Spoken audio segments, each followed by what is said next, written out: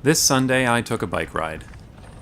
During a time of pandemic, it's best to stay indoors, as our family has been doing, but if you do need to go out for some fresh air and exercise, a solo bicycle ride is not a bad way to do it, provided you stay away from other people. It's very interesting to see Amsterdam during a pandemic. It's a bit creepy to see the typical touristy areas with hardly anyone there. Amsterdam Centraal was like a ghost town. I've never seen it so empty. And it was bizarre to hear people in the city centre actually speaking Dutch. But while the tourists have been forced to go home, keeping the city centre nearly empty, there are still too many people out socializing. For example, organizing a game of basketball with your friends during a pandemic is just stupid and irresponsible. The Netherlands just went into a more strict lockdown on Monday, but the country that has handled this outbreak the best is another country I actually used to live in, Taiwan. My parents were living in Hong Kong during the time of the original SARS outbreak, and I was living in Toronto. Both were affected cities, so I was following it very closely at the time. Taiwan was particularly hard hit, and after the outbreak they vowed to never let it happen again. As a result, Taiwan's approach to this latest coronavirus crisis has been impressive. As soon as there was information about a respiratory disease in China, the Taiwanese response was put in place. They started testing early and often for COVID-19, and they put in place very strict quarantine measures with hefty fines for violations.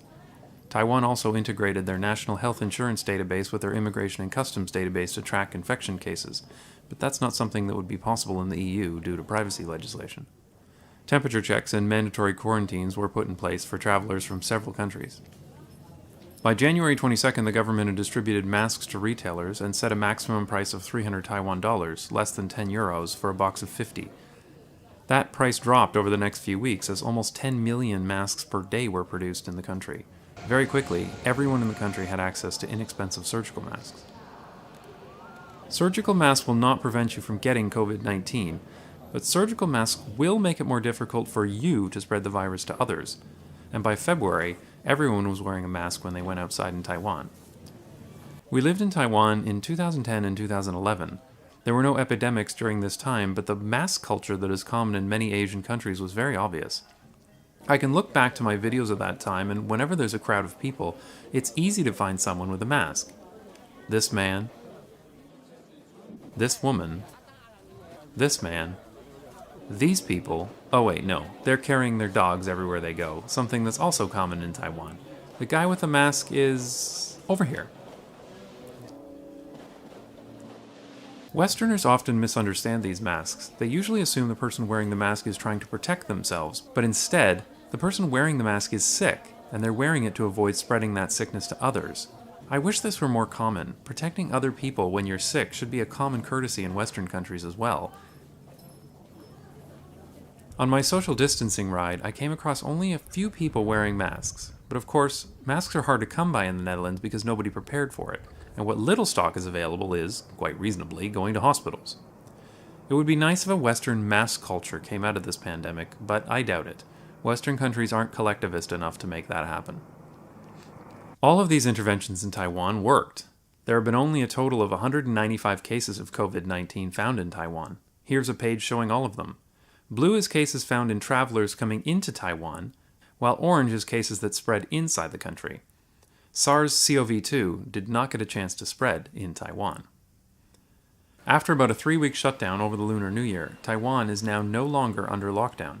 However, this is only possible because of the interventions that are still in place. Almost everyone outside is wearing a mask. Elevators, ATMs, and public transit is being cleaned constantly. And temperature checks are absolutely everywhere. A friend of mine said he's getting his fever checked about a dozen times a day. At the parking garage, at the office, at the gym, at restaurants. Anyone found with a fever, or coming in from a flight from an affected country, needs to go into immediate 14-day quarantine, tracked by GPS. One man who skipped quarantine to go clubbing the other day was just fined 1 million Taiwan dollars, about 30,000 euros. Taiwan is not messing around. The Netherlands wasn't affected by the original SARS outbreak, and some people here, like the basketball players, aren't taking it very seriously.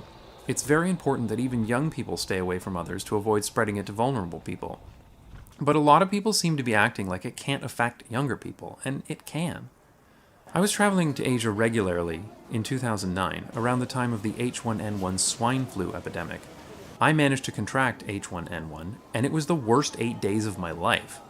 This is the only picture I have from that week. It was horrible. If you get COVID-19, it's very possible that it'll be the worst 3 weeks of your life. 80% of people get mild to moderate symptoms, but those moderate symptoms include pneumonia. This is not the common cold. It will suck to get this.